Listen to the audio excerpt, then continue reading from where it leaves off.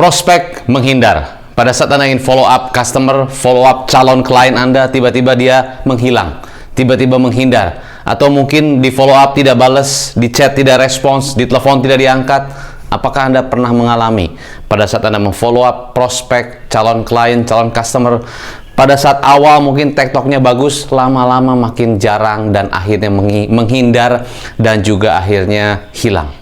Di video ini saya akan bahas kepada Anda bagaimana cara memfollow up supaya Anda bisa follow up dengan lebih punya strategis, ya. Dan bagi Anda yang baru pertama kali nonton channel saya, jangan lupa Anda nonton dulu dan Anda bisa komen di bawah. Jangan lupa Anda subscribe dan like dan share ke teman-teman Anda, karena saya percaya sharing is caring. Kalau prospek menghindar, ya, ini prospek menghindar. Artinya adalah bahwa kenapa mereka menghindar? Kita mesti tahu dulu. Ya, kita maka jangan di sepatu kita. Kita harus jadi mereka. Kalau Anda jadi customer, Anda di follow up sama orang sales. Gimana Pak? Jadinya gimana Pak? Oke, mau yang ambil yang mana Pak? Ini kebetulan tinggal satu lagi Pak. Kapan lagi Pak? Kalau Anda di follow up dengan cara demikian, kira-kira Anda gimana? Mungkin nggak dibales, atau mungkin nanti dulu, atau mungkin Anda ya pending aja, atau nggak dibaca sama sekali. Kenapa? Karena Anda nggak mau di follow up kayak begitu, jadi takut dipaksa atau takut dibujuk. Ya, aduh, enggak deh, kalau kayak gitu saya lebih baik enggak lah, ya. Jadi saya lebih baik nanti aja deh, takutnya nanti saya belum siap keuangannya, nanti saya belum ada apa-apa, jadi saya nggak mau dipaksa begitu. Satu. Kedua, saya tidak lihat ada satu value, ada satu nilai tambah dari apa yang Anda berikan kepada saya. Memang sih udah dijelasin produknya, memang sudah dijelaskan speknya, tapi saya masih melihat belum ada satu value. Value itu memang setiap customer beda-beda ya. Saya tidak bisa setiap customer itu tahu value-nya. Taunya dari mana? Waktu saat kita ngobrol, waktu saat kita jelaskan. Nah, makanya begini, khususnya orang sales ataupun Anda yang misalnya business owner yang ketemu dengan customer, pada saat kita jelaskan produk kita, perusahaan kita, segala macam, jangan hanya fokus jelaskan. Coba lihat customernya, apa yang dia value, apa yang paling dia interest banget, itu kita mesti gali. Karena kalau dia tidak lihat value-nya, itu dia tidak suka dengan follow up seperti itu. Contohnya begini. Pada saat saya presentasi, saya melihat waktu dia cerita, ya saya begini. Pokoknya tuh saya begini. Berapa kali dia ulang kata-kata itu. Saya tuh coach, pokoknya orangnya detail. Saya tuh orangnya detail. Berapa kali detail itu diucapkan terus. Berarti value buat orang itu adalah bukan produknya, tapi detailnya itu. Jadi artinya apa detail? Artinya pada saat kita follow up, kita pun jangan cuma tanya, gimana Pak? Jadi apa enggak? Detail, Pak. Bapak saat ini mungkin sedang sibuk atau apa? Pak, saya ada beberapa artikel saya kirimkan kepada Bapak. Artikel nomor 2 dan nomor 3 itu sangat-sangat penting. Bisa berikan Bapak satu mungkin arahan, ya, satu manfaat buat Bapak. Dan di situ ada insight tertentu Bapak bisa baca. Khususnya di artikel 2 dan 3. Nah, detail. Itu value buat dia. Atau dia bilang ini, perusahaan saya tuh coach, pokoknya saya tuh bisa gini, perusahaan saya tuh pokoknya semuanya kita maunya semua serba cepet, cepet, gercep. Wah, itu dia ngomongnya sampai berapi-api dan sangat-sangat passionate. Berarti itu value buat dia. Nah, itu maksudnya value. Jadi kalau kita tahu mungkin satu kata aja, tapi dia ulang-ulang, itu salah satu contoh ya, bukan setiap kali begitu ya. Tapi maksudnya kita bisa tahu ini orang tuh ngomong begini tuh ada maksud apa value-nya. Nah, itu yang penting. Saya tuh setiap kali sering banget saya dikecewakan. Oh, kenapa sering dikecewakannya? Mungkin pernah dibohongin atau mungkin ada banyak yang janji-janji palsu dan sebagainya. Dia punya trauma. Jadi dia pengen untuk transaksi berikutnya, dia ada satu kejelasan, ada garansi. Kalau ada misalnya minimalisir kerugian atau minimalisir kegagalan, kesalahan, itu yang dia butuh. Nah, kita percuma jelasin sana sini kalau tidak kena value. Makanya waktu di follow up nggak mau. Oke. Ketiga, takut ditanya dan dia kagak bisa jawab. Iya, nanti orangnya mungkin sabar, tenang, ya mungkin harus dipertimbangkan dulu, tidak harus langsung kasih jawaban. Jadi dia mesti pikir. Nah, mungkin pada saat dia ketemu Anda, dia lagi sangat pengen interest waktu itu tanya. Tapi mungkin dia punya prioritas lain dan dia tidak merasa itu yang urgent. Makanya dia mungkin tidak follow up lagi atau mungkin belum tanya lagi kepada atasannya atau kepada siapapun itu. Makanya dia belum bisa jawab. Nah, Anda follow up-nya mungkin terlalu cepat, mungkin. Karena dia masih belum bisa ada jawaban apa-apa. Dan semakin ada, gimana Pak? Gimana Pak? Semakin dia malas. Ya, karena mungkin dia, kalau bayangkan Anda satu bisnis ya, dia di satu perusahaan, dia mesti tanya layer 1, layer 2, layer 3, atasan 1, 2, 3. Itu lama. Dan bahkan dia ngomong sama atasannya takut. Jadi dia boro-boro mau nyampein pesan yang dia udah ketemu Anda. Kesama layer 1 aja belum bisa ngomong. Berarti gimana? Nah, nanti kita bahas gimana caranya. Jadi dia belum bisa jawab. Ya paling-paling dia bisa tunggu atasan saya, tunggu atasan saya. Karena memang dia belum bisa dapat apa-apa. Gitu. Jangan dipaksa. Oke. Berikutnya, sales terlalu agresif. Nah ini, terlalu semangat. Wah, bukan hanya terlalu semangat. Mungkin kita hanya ngandalin dia. Cuma satu-satunya orang ini yang jadi harapan kita. Jadi maka tidak ada customer lain, maka dia terus dikejar. Lama-lama orang males lah gitu ya, terlalu dipaksa-paksa begitu. Nah ini, jadi kita harus tahu dari sisinya kenapa prospek itu menghindari Anda. Nah pertanyaannya, salah nggak kalau prospek menghindari Anda? Tidak salah. Ya, namanya kita wajar. Sometimes juga kita tidak langsung bales. Sometimes juga kita tidak langsung respons kan gitu. Kita punya waktu untuk pikirin, kita punya waktu untuk mungkin pertimbangkan. Ya tunggu saja, sabar. Cuman langkahnya kita jangan sampai membuat orang annoy, membuat orang terganggu. Nah itu. Kenapa bisa terganggu? Tadi terlalu agresif, terlalu fokus kepada kapan, dan seperti yang menagih gitu loh. Itu yang membuat orang terganggu, annoying. Nah itu jangan sampai begitu. Tapi kalau follow up dengan cara yang tepat, tentunya tidak akan mengganggu mereka, justru akan membantu mereka. Nah, ini ada beberapa cara untuk bagaimana kita bisa follow up dengan lebih fokus dan lebih strategis. Ya, jadi begini. Saya kasih tahu dulu konteksnya kepada Anda. Waktu kita follow up kepada customer, ingat, kita jangan di posisi kita. Kita harus jadi si customer. Ya, kalau kita jadi customer, dia belum bisa jawab, dia belum bisa reply Anda, dia belum bisa kasih respons. Kenapa? Mungkin dia ada beberapa pertimbangan. Mungkin mesti tanya ini, tanya itu, atau dia mesti harus lihat sana, lihat sini, mungkin banding sana, banding sini. Nah, itu yang dia perlu pertimbangan.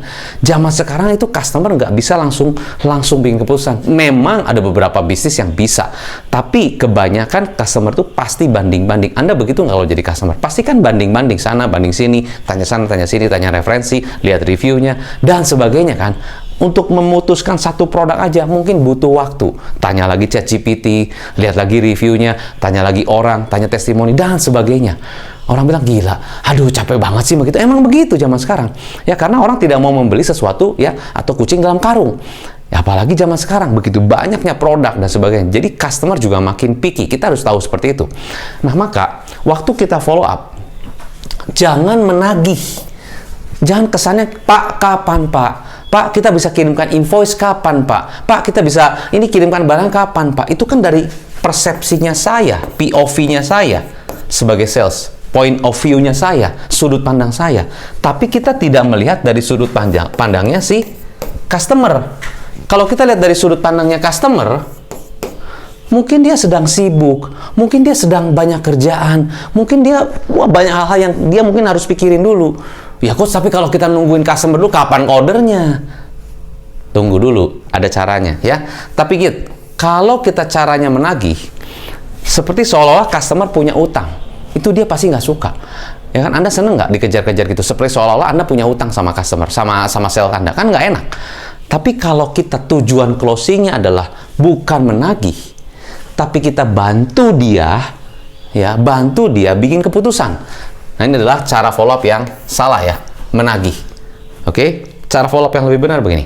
Waktu kita follow up, ya kita tuh follow up-nya adalah kita bantu customer kita, ya untuk memastikan kita bantu. Pak, saya rasa nih kemungkinan Bapak mungkin belum pernah tahu produk kita, atau mungkin ada beberapa hal yang Bapak masih belum jelas. Pak, ini saya bantu ya Pak ya. Ini ada beberapa insight, ada video tutorial, ini ada demonya, ini Bapak bisa lihat juga, ini ada katalognya Pak ya. Mungkin Bapak speknya masih belum jelas, ini Pak ada tambahan katalognya biar Bapak lebih jelas lagi. Ini Pak saya kasih video Pak, ini Pak barangnya saya bikin demonya Pak, supaya Bapak lebih jelas. Oh, oke, makasih ya. Jadi saya bantu dia untuk bikin keputusan. Jadi sometimes untuk bikin keputusan itu perlu pertimbangan sana-sini, perlu artikel yang memang insight-nya bagus, perlu data, perlu mungkin satu demo, dan sebagainya, perlu penjelasan spek yang lebih jelas, description yang lebih jelas, gambar yang lebih jelas, itu yang akan membuat customer jelas. Anda kasih foto produk, misalnya kasih foto produk perhiasan, tapi angle-nya cuma dari satu sisi, ya cuma 2 dimensi, coba 3 dimensi, diputer. Pada saat Anda bikin video, diperjelas nih Pak, tuh lihat ya, lihat nih, terus di zoom, itu nih pelan gitu kan. Nah kan membuat customer lebih mudah untuk bikin keputusan. Daripada cuma nih Pak, katalognya Pak, ini Pak, gambarnya Pak, ini Pak, speknya Pak. Ya, semua sales juga kayak gitu. Ya, tapi kalau Anda perjelas nih, Pak ya, bentuknya seperti Bapak, saya fotoin dari sini, fotoin dari situ. Nih Pak, lihat dari sini.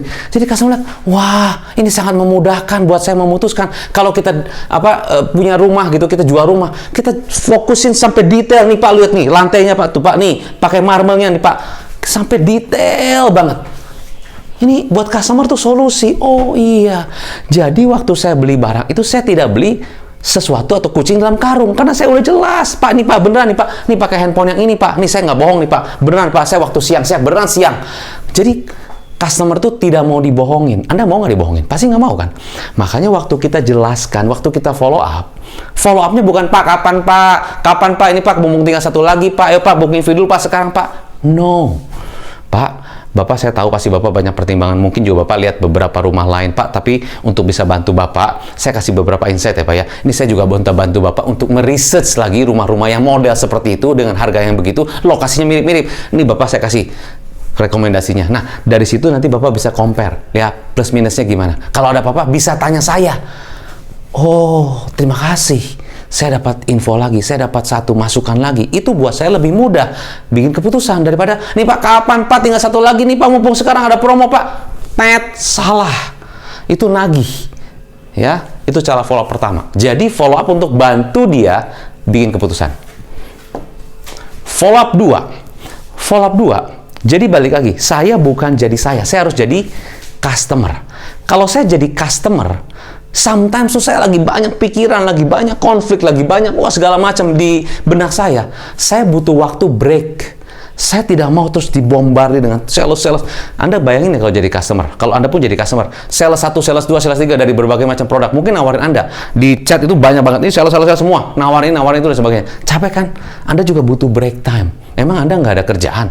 Ya pasti Anda ada kerjaan yang mesti Anda kerjain. Jadi butuh break time. Nah, jadi orang sales harus tahu ada break time. Waktu kita kasih, mungkin pertemuan pertama, kita kasih waktu dia lah. Mungkin 1 minggu, 2 minggu. Tapi kan kok saya dikejar target? Iya. Kan saya pernah kasih tahu di video sebelumnya tentang SW, SN.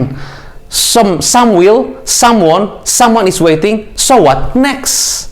Berikutnya. Jadi harus terus dan jangan nungguin ke satu. Kalau nungguin satu ya kapan bisa capai target? Ya betul. Makanya jangan nunggu satu. Makanya kita terus tabur benih. Kalau Anda tabur benih seperti petani, bibitin dulu ya, kasih bibit yang benar, disiramin, kasih pupuk, terus kita rawat ya, ada hama kita, betul segala macam, ada ilalang kita gunting. Jadi kita rawat terus tabur.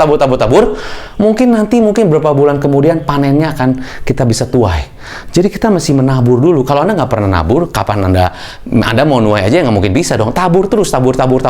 Maksudnya tabur apa? Anda datengin dulu prospek edukasi. Anda mungkin bikin konten di sosial media, bikin edukasi. Mungkin tabur. Lama-lama orang melihat, oh iya, bagus juga ya. Nah, mungkin dari situ Anda nanti beberapa bulan kemudian ada hasil penuaian. Ya. Nah, jadi break time, kasih mereka waktu untuk pikir, untuk mungkin diskusi, untuk mungkin segala macam pertimbangan, betul. Tapi Anda juga mesti punya satu common sense bahwa break time ini memang setiap customer beda-beda. Ya, di pengalaman saya biasanya kasih jeda untuk break time sekitar ya paling lama 2 minggu lah. Ya, dari pertemuan pertama masih hot, lalu di situ saya endingnya Pak, kemungkinan nanti kita akan ketemu lagi. Jadi waktu saat pertemuan pertama saya sudah seeding, saya sudah tabur benih istilahnya ya. Istilahnya saya plan a seed gitu kan. Bahwa Pak nanti next time mungkin 2-3 minggu saya akan ngobrol lagi ya Pak. It's okay ya. Boleh. 1-2 minggu depan saya akan ngobrol lagi ya Pak untuk bahas ini ya. Jadi saya udah plan a seed dulu. Di awal saya udah kasih dulu tabur dulu ke dia. Oke. 2 minggu lagi ketemu lagi. Tapi kalau Bapak sibuk, nggak apa-apa sih. Mungkin kita ya paling lama ya sebulan lah Pak ya, paling lama ya. Tapi jangan lama-lama lah, mungkin 2 minggu. Oke, 2 minggu. Mungkin kita ngobrol, ada sebagai ngobrol-ngobrol, boleh. Jadi break time itu kita dari waktu pertemuan pertama kita langsung kasih. Kapan kita mau kasih break time-nya sama dia? Ya kalau di chat gimana? Sama juga kalau di chat. Oke Pak, mungkin kita 2-3 hari saya follow up lagi Pak. Oke ya, untuk kasih tahu begini untuk bantu Bapak ya. 2-3 hari saya follow up. Oke ya. Oke. itu berarti break time-nya 2-3 hari. Jadi Anda di pertemuan pertama atau di mungkin waktu chat pertama kali ya, itu langsung kasih tahu closing-nya gimana. Break time-nya berapa lama? Itu maksudnya break time. Ya. Nah, pada saat kita break time, waktu kita akan follow up berikutnya, kita kasih tahu, Pak, kabar baik, Pak. Ada kabar gembira, Pak. Yang kemarin Bapak yang lihat itu, Pak. Itu ternyata harganya yang tadi Bapak lihat, ternyata kita ada diskon, Pak, ada potongan, Pak. Lumayan, Pak. Potongan 2 juta. Oh iya. Itu kabar baik, Pak. Just in case Bapak mau datang, silakan datang ke toko kita, Pak. Tapi ini nggak lama-lama, Pak. Si kabar baik doang buat Bapak. Ya, in case Bapak mau, lumayan. Atau kita tanya bisnisnya. Jangan cuma fokus kepada kita, fokus pada dia, Pak. Gimana, Pak? So far bisnisnya Pak lancar, Pak? Kemarin Bapak cerita, iya, gini. Oh, tanya aja. Ya. Terus udah gitu kita bisa tanya, Pak, by the way, Bapak tuh kemarin waktu itu saya belum jelas. Bapak tuh produknya apa ya, Pak ya? Bapak tuh jasanya gimana ya? Mungkin saya bisa minta sedikit profiling, siapa tuh ada klien saya bisa saya refer. Oh, boleh. Jadi kita tanya bisnisnya, bukan cuma basa-basi. Orang tahu kalau ketemu Anda basa-basi sama beneran tulus bantu tuh tahu banget. Kalau basa-basi, ya gimana bisnisnya, Pak? Jalan, oke, bagus, Pak. Gimana, semua sehat-sehat, Pak? Ya itu sih basa-basi doang. Ya kelihatan orang yang basa-basi sama yang Anda tulus untuk bantuin orang itu. Nah, ketulusan itulah yang membuat customer akan merasa nyaman ngobrol dengan Anda. Jadi waktu tanya bisnis bukan hanya cuma basa-basi, bukan chit-chat biasa, tapi beneran tulus. Gerakan bersama, oh iya, Pak, saya tuh rencananya pengen bikin, Pak, ya siapa tahu kita bisa ada satu sinergi bersama. Saya dan perusahaan itu kita lagi pengen bikin satu gerakan untuk menyumbang ke masyarakat-masyarakat yang kurang mampu. Nah, kalau Bapak mau involve dalam gerakan ini, kita sama-sama bisa kerjasama, Pak. Jadi ada gerakan bersama, secara positif kita akan menyumbang ke beberapa yayasan tertentu, atau kita menyumbang ke mungkin ya masyarakat-masyarakat yang masih kurang dan sebagainya. Kita ada punya gerakan seperti itu, Pak. Kita juga ada gerakan edukasi untuk mengedukasi orang-orang yang masih belum mengerti tentang bagaimana pola hidup sehat. Kita punya gerakan itu, Pak. Itu bagian dari CSR kita. Boleh. Jadi satu gerakan bersama yang membuat customer merasa dilibatkan untuk sama-sama satu movement bersama. Nah, itu juga bisa membuat satu customer yang oke, tadinya mungkin dia pikir, Anda cuma mau jualin ke saya, tapi dengan ada gerakan bersama, siapa tahu kita bisa align, Pak. Siapa tahu di situ kita bisa ada kerjasama lebih. Oh, oke, good. Nah, itu maksudnya kerja bersama, gerakan bersama, movement, ya. Pak, kita sama-sama nih, kita pengen bikin satu acara, Pak, gerakan untuk, ya, pola hidup sehat. Kita bikin jalan pagi bersama. Oh, boleh. Bapak mungkin mau bantu sama-sama kita sponsor di sini. Oh, oke, boleh. Nah, jadi ada satu follow up yang bagus untuk dia, bagus untuk kita, dan bagus untuk masyarakat, ya. Follow up ketiga adalah kita bisa pikirkan gini, apa yang spesial buat dia? Yang hanya dia yang merasa spesial, nggak orang lain. Karena gini, setiap orang itu pasti punya satu hal yang dia rasa itu benar-benar yang saya paling suka banget. Something special for them. I don't know what. For me, something special kalau saya bisa ketemu sama orang yang berdampak besar. Bukan orang besar, tapi orang itu punya influence besar terhadap komunitas, terhadap masyarakat, terhadap di mungkin lingkungan gereja, atau lingkungan, ya mungkin lingkungan bisnis, lingkungan olahraga. Pokoknya orang itu adalah orang yang menginfluence. Buat saya itu value banget kalau saya bisa ketemu dengan orang-orang itu. Tidak perlu orang yang harus kaya raya luar biasa, tapi orang itu berdampak. Bisa jadi orang itu adalah cuma ya pemuka agama di satu wilayah tertentu, tapi di situ dia berdampak, bikin masjid bareng, dia bikin masyarakatnya semua bisa ada gerakan yang positif, keamanannya segala macam diatur. Nah, saya seneng banget kalau bisa ketemu sama orang-orang yang punya dampak seperti itu. Buat saya itu value, karena saya orangnya suka belajar, dan saya suka belajar sama orang-orang yang punya dampak, punya value, because I'm learning, ya. Itu buat saya value. Tapi setiap orang beda-beda value-nya. Ada orang yang ngobrol bareng itu buat saya value, karena setiap hari itu saya bingung apa segala macam. Kalau saya ngobrol sama orang, seperti hidup saya punya arti, punya meaning. Because when I talk to people di kopi atau di segala macam, tuh saya ngobrol, saya sharing, saya cerita pengalaman saya, cerita pengalaman hidup saya. Itu saya seperti membagikan sesuatu yang bermanfaat buat orang lain. Maka begitu diajak ngopi bareng, orang ini suka banget. Oh, oke. Mungkin buat dia ngopi bareng itu adalah value. Nggak semua suka ngopi bareng. Ya, nggak semua suka ngopi bareng. Oke? Juga ada beberapa yang mungkin olahraga bareng, Pak. Mungkin kita futsal bareng, atau mungkin kita sepeda bareng. Ada beberapa yang, ayo kita nge-gym bareng, ayo kita sambil itu kita jalan pagi bareng. Oh, ada orang yang suka begitu. Kita main bulu tangkis bersama.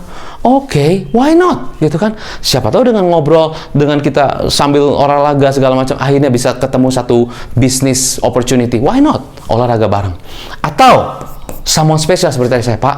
By the way, Pak Hendra, Pak, Bapak kan udah pernah datang kantor kita, Pak. Oh iya, Pak, saya pengen ketemuin Bapak sama owner kita nih, Pak. Kebetulan owner kita juga pengen ngobrol sama Bapak. Oh, someone special for me, very, very excited. Nah, kalau ada orang yang bisa follow up begitu, saya tuh pasti mau. Itu untuk saya. Ya, Anda harus tahu customer Anda itu paling suka apa yang paling dia senang, dan itu spesial buat dia. Ada beberapa yang mungkin musik tertentu. Ada satu customer saya, dia senang musik Beatles, musik zaman tahun 70-an 60-an. Saya kasih tuh lewat Spotify, saya kasih, Pak, ini Pak suka nggak? Wah, thank you ya. You like also this music? Yes, I like this music. Beatles is good. Ya, Bee Gees is good. Because saya tahu dia kesukanya lagu-lagu Beatles, lagu-lagu Bee Gees dan sebagainya, lagu-lagu zaman itu tahun 70-an. Saya kasih lagu-lagu begitu dia, wah, you know, when I listen to this music, ya saya suka, bener-bener excited banget. Saya merasa lupa kesibukan saya, lupa apa segala macam masalah-masalah. Begitu dengar, saya merasa tenang. Nah, something special for you. Setiap orang itu beda, dan orang pengen di-treat dengan cara yang berbeda sesuai dengan apa yang dia inginkan. Nah, itulah kemampuan kita sebagai orang sales. Jadi, apa kita jualan? No. We don't sell, right? We have to understand what people needs, what people really like, what people really want to be treated. Itu yang sebagai orang sales, atau saya sebutnya adalah professional closers, itu bagaimana kita bisa follow up dengan tepat. Nah, kabar baik buat Anda. Apakah Anda belajar? Kalau Anda belajar, Anda bisa tulis di komen apa pembelajaran Anda terbesar setelah menonton video saya ini. Anda bisa tulis di bawah, sehingga apapun yang Anda tulis bisa membuat orang lain juga belajar dengan tulisan-tulisan Anda. Saya senang sekali kalau saya bisa belajar juga dari tulisan-tulisan Anda. Dan sebelumnya saya mohon maaf kalau memang banyak komen-komen yang belum sempat saya balas, tapi saya akan berusaha untuk bisa membalas ya komen-komen yang bisa masuk ini, karena begitu banyak sekali. Oke? Tapi don't worry ya, saya juga akan selalu melihat dan saya membaca insight-insight Anda. Kalau Anda punya topik-topik tertentu yang ingin Anda sampaikan, bisa tulis di komen. Ada video apa yang ingin saya bawakan kepada Anda supaya Anda semakin jelas, Anda boleh tulis di bawah di komen, atau Anda bisa hubungi tim saya. Dan saya juga memberikan satu konsultasi khusus ya, konsultasi layanan, konsultasi sales ya. Ini difokuskan untuk Anda yang memang mau benar-benar menggali lagi potensi Anda, atau Anda saat ini punya tim sales, tapi Anda nggak tahu tuh tim salesnya mesti diapain. Anda bisa ngobrol dengan tim saya, Anda bisa klik link di bawah. Di situ Anda bisa cari ya, di 1000.com, Anda bisa cari di situ, klik cari ya, search konsultasi sales. Nah, di situ Anda bisa cari di situ, dan nanti tim saya akan bantu Anda untuk memberikan advice bagaimana kondisi tim Anda dan apa yang harusnya bisa dilakukan. 1000.com adalah layanan freelance dengan berbagai macam jenis jasa freelance. Anda bisa cari di sana layanan jasa untuk bikin website, bikin branding, bikin logo, bikin desain, bikin macam-macam ya. Ada urusan untuk legal, bahkan banyak konsultasi-konsultasi bisnis, keuangan, ya pajak dan sebagainya ada di sana. Dan juga ada konsultasi sales. Dan Anda bisa klik 1000.com untuk bisa cari tahu apa saja jasa-jasa yang Anda butuhkan untuk bisnis Anda, untuk perkembangan Anda sendiri. So, Anda bisa klik link 1000.com untuk supaya Anda bisa mendapatkan manfaat dan juga bisa bekerja sama dengan freelancer-freelancer yang ada di 1000.com. Sukses selalu, saya Hendra Hilman, salam closing.